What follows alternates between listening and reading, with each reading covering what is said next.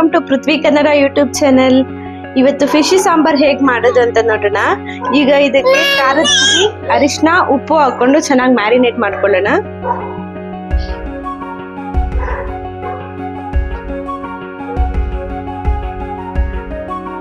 ರುಚಿಗೆ ತಕ್ಕಷ್ಟು ಉಪ್ಪು. ಇದನ್ನ ಚೆನ್ನಾಗಿ ಮಿಕ್ಸ್ ಮಾಡ್ಕೊಳ್ಳೋಣ. ಈಗ ಚೆನ್ನಾಗಿ ಮಿಕ್ಸ್ ಆಗಿದೆ. ಇದನ್ನ ಈಗ 30 to 45 ಮಿನಿಟ್ಸ್ ಮ್ಯಾರಿನೇಟ್ ಮಾಡಿ ಎತ್ತಿಟ್ಬಿಡೋಣ. ಚೆನ್ನಾಗಿ ನೆನಿಬೇಕು. ಉಪ್ಪು ಖಾರ ಎಲ್ಲ ಮೀನಿಗೂ ಹಿಡ್ಕೋಬೇಕು. ಈಗ ಮೀನ್ ಸಾರು ಮಾಡೋದಕ್ಕೆ ಬೇಕಾಗಿರೋ ಪದಾರ್ಥಗಳು ಏನೇನಂತ ನೋಟ್ ಮಾಡ್ಕೊಳ್ಳಿ.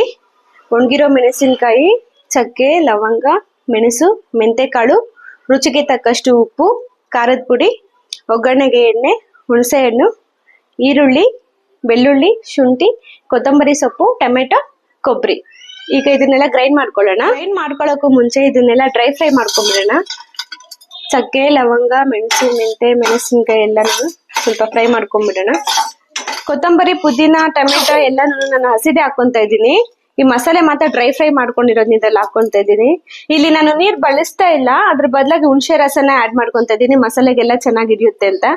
ಈಗ ಇದನ್ನ ಫೈನ್ ಪೇಸ್ಟ್ ಮಾಡ್ಕೊಂಬರೋಣ. ಪಾತ್ರೆ ಇಟ್ಕೊಂಡಿದ್ದೀನಿ. ಪಾತ್ರೆ ಬಿಸಿ ಆದ್ಮೇಲೆ ಎಣ್ಣೆ ಹಾಕೊಂತ ಇದ್ದೀನಿ. ಎಣ್ಣೆ ಚೆನ್ನಾಗಿ ಕಾಯ್ಲಿ.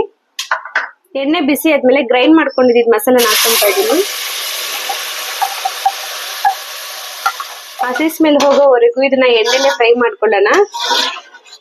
ಕನ್ಸಿಸ್ಟೆನ್ಸಿ ನೋಡ್ಕೊಂಡು ನೀರ್ ಹಾಕೊಳ್ಳೋಣ. ಈಗ ಮೀನ್ ಸಾರು ತೆಳ್ಳಗಿದ್ರೇನೆ ಚೆನ್ನಾಗಿರುತ್ತೆ ಅಂತ ಹೇಳ್ತಾರೆ. ಈ ಕನ್ಸಿಸ್ಟೆನ್ಸಿಗಿದೆ. ರುಚಿಗೆ ತಕ್ಕಷ್ಟು ಉಪ್ಪು ಹಾಕೊಳ್ತಾ ಇದೀನಿ. ನಾವು ಮೀನು ಮ್ಯಾರಿನೇಟ್ ಮಾಡ್ಬೇಕಾದ್ರೆ ಉಪ್ಪು ಹಾಕೊಂಡಿರ್ತೀವಿ, ಅದಕ್ಕೆ ಈಗ ನೋಡ್ಕೊಂಡು ಹಾಕೊಬೇಕಾಗುತ್ತೆ. ಖಾರನೂ ಅಷ್ಟೇ, ನಾವು ಮ್ಯಾರಿನೇಟ್ ಮಾಡ್ಬೇಕಾದ್ರೆ ಹಾಕಿದೀವಿ, ನೋಡ್ಕೊಂಡು ಹಾಕೋಬೇಕು. ಈಗ ಕೊತ್ತಂಬರಿ ಸೊಪ್ಪು ಹಾಕಿ ಒಂದ್ 10 ಮಿನಿಟ್ಸ್ ಹೀಗೆ ಕಾಯ್ಲಿ ಇದು. ಈಗ ಇದು ಚೆನ್ನಾಗಿ ಕಾಯ್ದಿದೆ. ಈಗ ನಾನು ಮೀನ್ ಹಾಕೊಳ್ತಾ ಇದ್ದೀನಿ. ಒಂದೊಂದೇ ನಿಧಾನಕ್ಕೆ ಹಾಕೊಳ್ಳೋಣ.